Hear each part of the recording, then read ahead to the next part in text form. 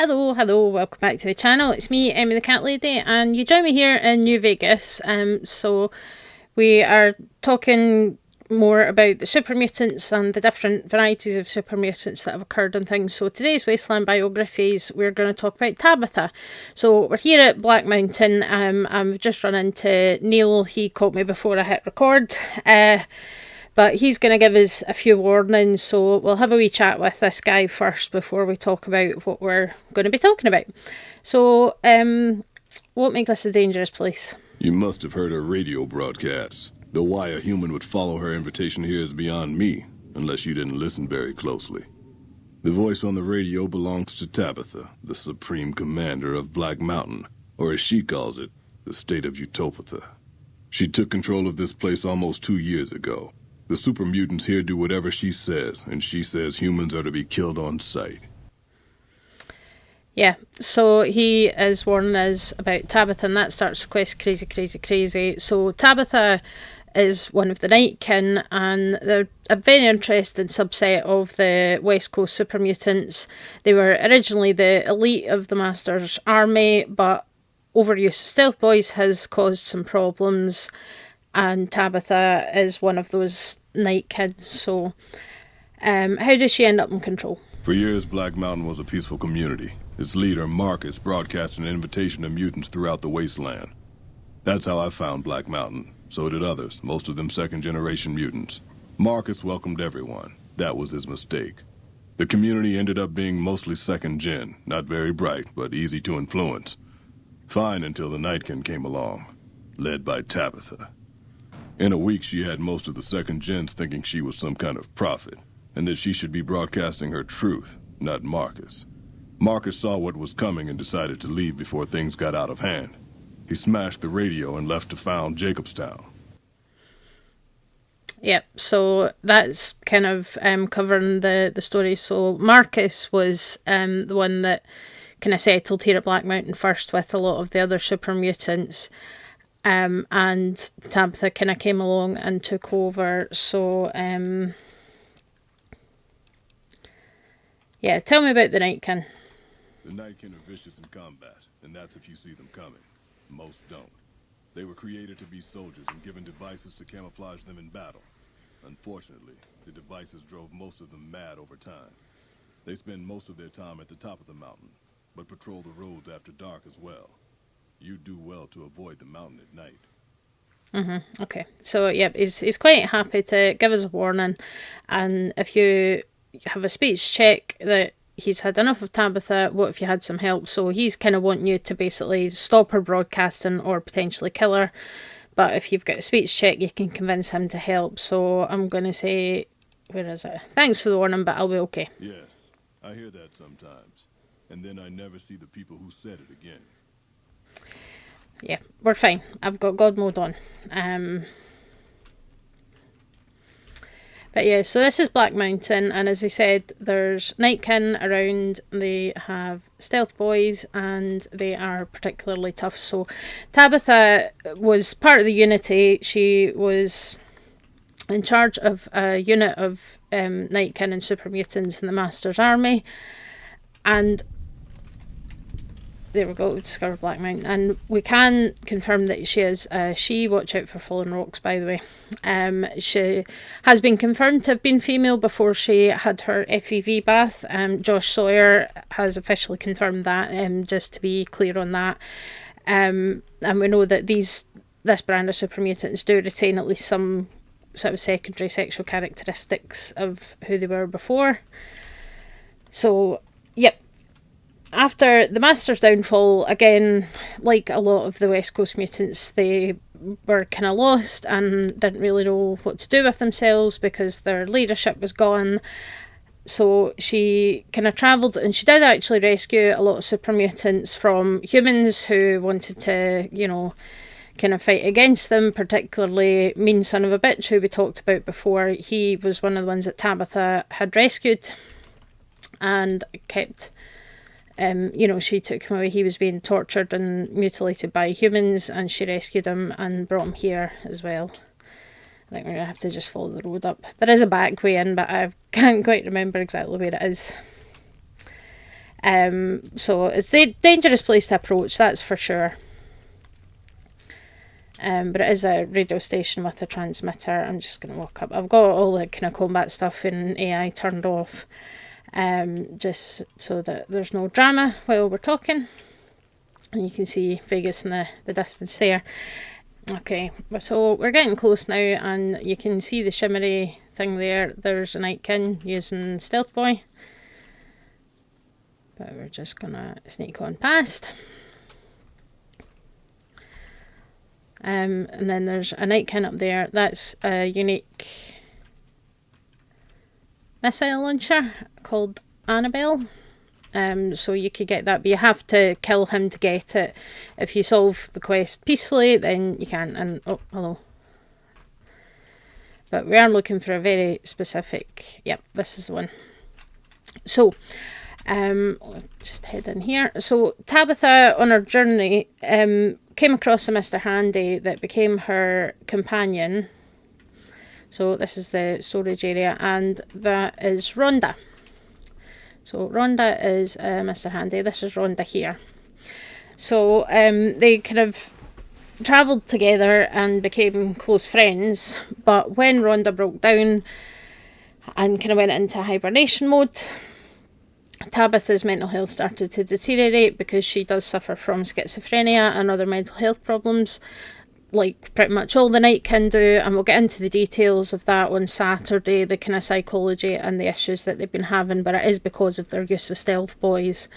So Marcus advised Tabitha to keep a journal, which we'll take a look at a little bit later on, to kind of help her cope with the situation.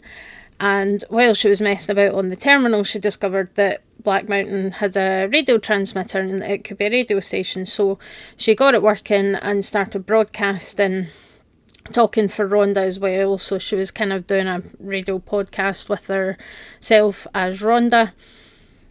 And she managed to convince the second generation mutants that she calls the Dum-Dums that she was a prophet. So this led to a conflict between Marcus and the first generation mutants against Tabitha's Nightkin and second generation mutants. And as Neil told us, Marcus basically damaged the radio and left with the first generation mutants to go to Mount Charleston, which he then dubbed Jacobstown, and that's a more peaceful super mutant settlement in the Mojave area. So Tabitha stayed here and established the state of Tabitha, and she continued to broadcast, attracting mutants here to Black Mountain as well as people. And at one point a ghoul called Raoul came up here because he heard the radio broadcast and he was interested in trying to find out what was going on. So he ended up getting captured and he's been kept here to repair things. So that's kind of what he is. He's a Mexican ghoul and voiced by Danny Trejo, if I remember rightly. And he is a mechanic, so he fixes various things about the place, and that's what's kind of keeping him alive, because he gets threatened with execution on a daily basis, and that keeps him alive. I don't remember seeing this before, a happy birthday banner, but there we go. So he's supposed to be helping fix Rhonda. I suspect he might be delaying that because he's worried that once he fixes Rhonda, that might be time up for him. So that's kind of an interesting thing. And it's all kind of anti-human propaganda, Nightkin superiority, and talking about the difference between the first gen and second gen mutants. She does comment on the conflict between what she calls the battle cattle, which is the Legion, and the two head bear people, which is obviously the NCR, as well as broadcasting PSAs to warn people that Black Mountain is dangerous and that they'll be shot at for their own good. Humans aren't welcome here. They're a bit colourful. I can't really kind of record them because the music and things that's on in between, but you can pick up the signal fairly nearby. Like if you go to Hidden Valley, that's pretty close by to here, and you can pick up the signals and you can have a listen yourself to some of the nonsense. It's quite entertaining to listen to, and the quest is called Crazy Crazy Crazy because we know that, she's a a little bit on the crazy side, as most of the Nightkin are, because of their use of stealth boys. So you can just go in and kill her, but Neil basically wants you to stop her because he's afraid that her extreme views and what they're doing here, the mutants, is going to bring retaliation from like the NCR or something. So he kind of wants to stop that to protect the mutants from, and protect Tabitha from herself, essentially. So you can choose combat and you can go into the radio station tower and kill her. You can sneak in here if you can get in here and repair Rhonda, and then she won't be hostile. So let's see. So you need high science skill for that. So this is Rhonda, and yep, wake her up. Hello, could you please direct me to Mistress Tabitha? Sure, follow me. Thank you very much. My internal clock says it's been 6 years, 52 days, 40 minutes, and 13 seconds since I last spoke to her. It's very specific. I hope she hasn't gotten lonely. Okay, so, oops. Try not walk into shells. I do that in real life as well. There she is. Rhonda, is that you? It is, Mistress Tabitha. How I've missed you so. This stranger here fixed me up right as rain. Is she a friend of yours? I don't know how to thank you for bringing Rhonda back to me, stranger. Here, take this. I won't be needing it anymore. Okay, so she's given us a key for the equipment. So this is Tabitha herself, and she's obviously very happy. This is the peaceful way to resolve this quest because you've brought her best friend back, so she's really, really grateful. And that'll mean that all the super mutants and Nightkin here are non-hostile unless you attack first. And they kind of wander off from here. So Tabitha here is Nightkin, so she obviously has the kind of bluish grey colour to her skin compared to the greenish grey that the other super mutant varieties have. And she's got the kind of pieced together bits of armour and clothing and things that is typical of the Nightkin. When you do see them, that's what they tend to be wearing. But she's also got the so-called true hair, which is the fabulous blonde wig, and the true eyes, which are the heart-shaped pink, reddish pink glasses, as well. So, and obviously she does suffer from schizophrenia like the rest of her peers as a result of the excessive use of stealth boys. And I think she's a very interesting character. I kind of missed this whole thing my first couple of playthroughs of Fallout New Vegas. I just never came here, didn't really listen to it on the radio or anything, but it is very interesting, and I say it's worth listening to the radio yourself, and you can kind of get to know some of the stuff. So, you know, she does talk about the difference between the first gen mutants and the second gen mutants, which we have already discussed, and how the first gen mutants generally held on to their intellect and remained fairly intelligent and capable of reason. The second gen mutants were less intelligent and more kind of violent and things. So it's yeah, an interesting one, and I think, you know, it does highlight some of the kind of consequences of what happened in the original Fallout game. It does, you know, follow up with that, and we know that Fallout New Vegas is essentially a sequel to Fallout and Fallout 2, because a lot of the developers were the same people, and the story connects, and this is yet another connection that, you know, because the Master was destroyed, all these kind of intelligent or relatively intelligent super mutants have been scattered to the wind. They have no purpose anymore, they have nothing left to believe in, so what have they actually done with themselves? And this is one of the things that has happened because of that. So I think it's very, very interesting to see. And when you kind of, if you do it this way, and, you know, sort of, we'll see what Tabitha says she's going to do next. I don't know. It's been so long since I lost Rhonda that I'm not sure. Mistress Tabitha, we should be heading off. Our journey has been much delayed, but we can catch up if we hurry. Come along now. Yes, Rhonda. Okay. Why does that sound like thunder? Anyway, yep, so they go off on their own, on their own way, and that's lovely. God knows what they're getting up to. But apparently, in the end screen of the game, if you do it this way, you learn that Tabitha and Rhonda, their adventures are actually collected and published as like a children's book, which is kind of cute. Honestly, we don't see a lot of that kind of thing in the Fallout world where people are actually creating books. You know, Moira Brown obviously with her Wasteland Survival Guide, and you know, there's definitely a couple of kind of magazine things that show up that are post-war, not pre-war.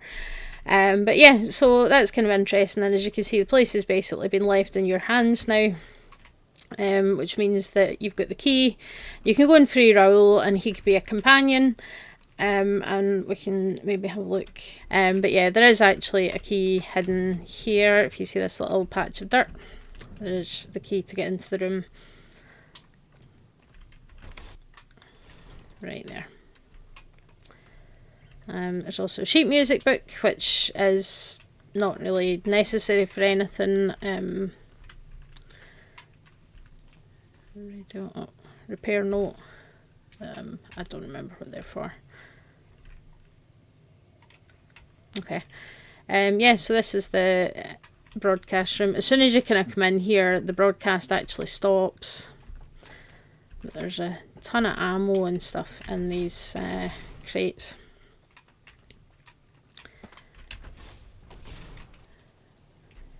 This must be the terminal, yeah.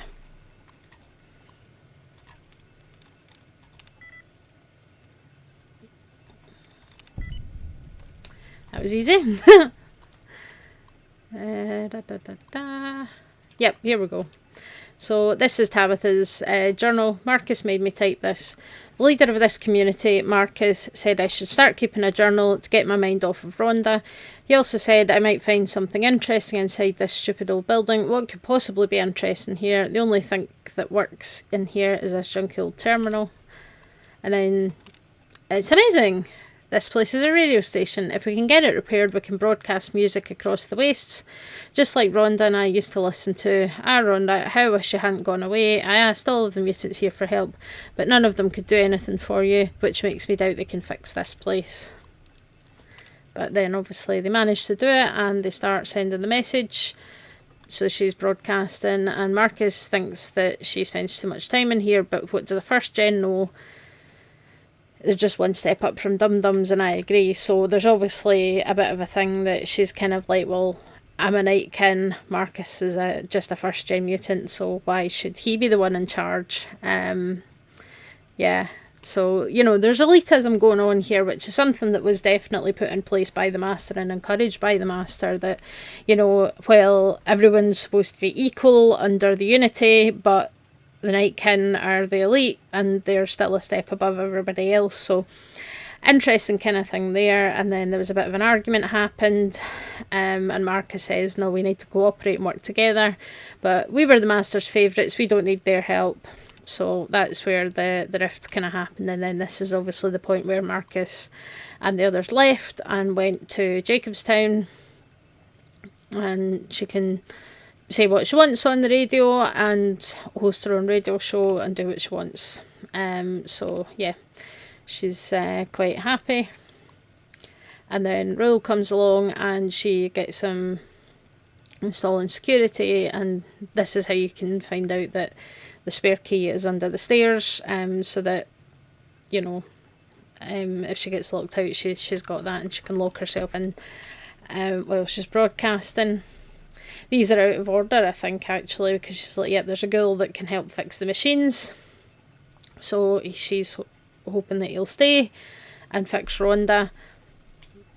And then Rhonda just asked me why she would need fixing. She has a point, what was I thinking? So because Rhonda, the robot Rhonda, has broken down, Tabitha has created Rhonda in her mind to kind of keep her company and make up for the loss, essentially. So that is kind of how this all developed. So yeah, very, very interesting. And I say I completely missed this in my earliest playthroughs of Fallout New Vegas, but it's definitely worth checking out and worth having a listen to the radio station as well. I say I can't really put it in here because you know, the music and things, and that just causes a lot of faff with copyright and whatnot for the YouTube So we'll leave it at that. But yeah, Black Mountain. There is another quest that sends you here, which is to do with the Brotherhood, eyesight to the blind.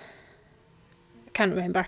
Where you install a thing on one of the satellite dishes. But I think that was original at one point planned that this place would play more of a role in the Brotherhood quests than it did. But yeah, very interesting. So that was Tabitha and also kind of Rhonda. We've talked a wee bit about Marcus, so my plan is to cover Marcus himself next week for Wasteland Biographies, because he's an interesting character again. He's shown up in multiple games. He was a companion in Fallout 2 and now he's ended up here in the Mojave, so I think he'll be an interesting one to talk about to kind of round off our kind of super mutant segment, if you will.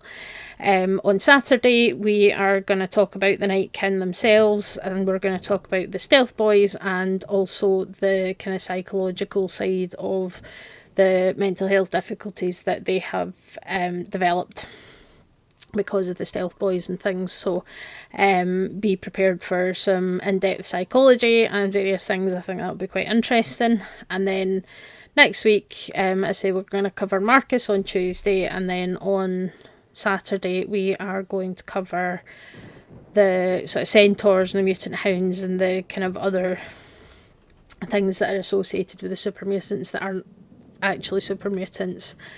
And that will kind of finish this section of that topic, and then we'll be moving on to a new science topic for Fallout. Other things I'm working on, I have mentioned a couple of times that I'm going to start working on putting together some really big in-depth video essays. So there's going to be one of those a month, hopefully. And this month we're talking about Fallout 3 and the main story. So it's something that I know a lot of people have very strong opinions on. I, myself included, I do have some opinions on Fallout 3's main story. So we're going to be talking about the good, we're going to be talking about the bad, we're going to be talking about what potentially could have fixed it. And I think that's going to be an interesting conversation given the rumours that we might be getting a remaster of Fallout 3 soon. And considering what they did with the Oblivion remaster, where they're just like, oh yeah, we're doing an Oblivion remaster, and by the way, it's available today. And I do wonder if they're going to do the same thing with the Fallout 3 remaster, and I think that would be very interesting. It'd be good to see Fallout 3 with, sort of up-to-date graphics and things, and I do wonder if they're going to maybe fix things a little bit in terms of the ending, because a lot of the problems, certainly the problems that I have with the main plot of Fallout 3 is the ending. But we'll get into all that, so that's going to be done later in the month. I've got the outline and everything planned, so it's in progress, but obviously it's one that's going to take a lot of work to put together, so I'm hoping that you'll be interested in that. Finally, I have opened up the kind of community thing on the channel, which means that subscribers can post and you can have chats and things, and somebody has already sent me a little thing that I never knew existed in Fallout 4. So if there's any weird kind of set pieces or anything interesting, any little secrets or something that you've discovered that you think people don't really know about, feel free to make a post on the community tab and let me know, and I'll be happy to check them out. And if you want to ask anything or if you want to talk about anything, it is open. It'll obviously be moderated, as any online community should be, so we'll keep things respectful, but you're more than welcome to post, and we can chat and talk about some things if you're interested in that as well. So that's me signing off for today, and I'll see you next time. Bye.